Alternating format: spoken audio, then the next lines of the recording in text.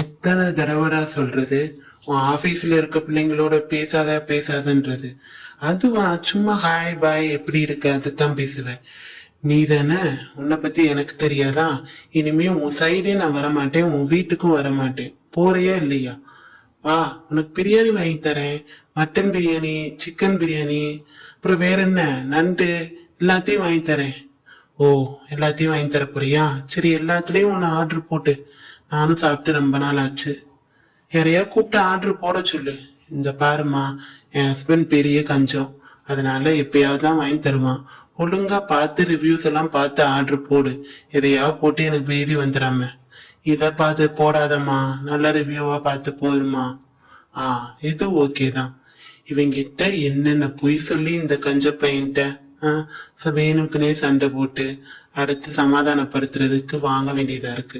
இல்லாட்டி இவன் சாப்பாடே எனக்கு வாங்கி தர மாட்டான் கஞ்ச பையன். இப்படி சண்டை போட்டு தான் வாங்க வேண்டியதா இருக்கு. ஏன் பொழப்பு.